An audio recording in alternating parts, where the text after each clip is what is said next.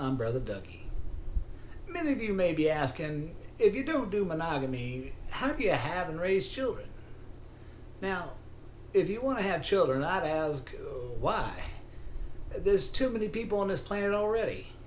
But if you insist on squeezing out another human onto this planet who has to suffer the consequences of our wasteful stupidity, here's how you do it.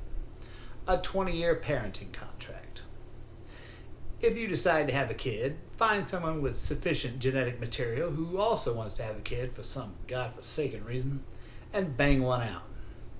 If you want a tall kid, bang someone tall. If you want a smart kid, bang a nerd.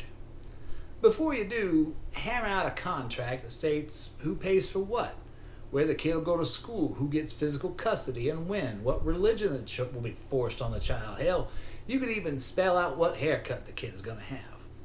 If you want to have the bowl cut for some goddamn reason, you could put that in there. And the more detailed it is, the better. That way, there's no argument. Once you have the contract signed, you shack up for a bit and bang like horny monkeys till the chick gets sperm poisoning. Once it's been determined that there's a parasite growing inside that lady, then the dude has to move out. You know how at the beginning of every relationship there's that wonderful period where you ignore each other's debilitating flaws because you're too busy banging like a rusty screen door? How about you just have that part of the relationship, then call it a day?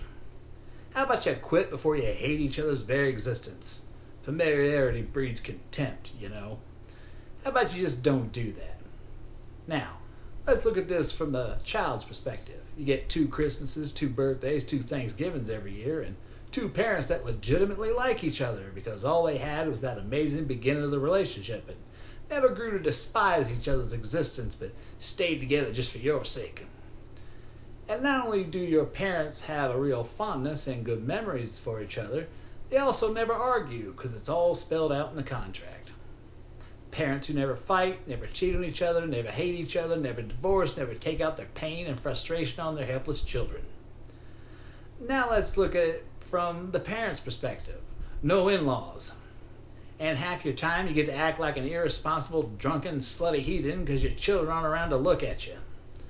How much fun do you not get to have because you don't want to be a bad role model?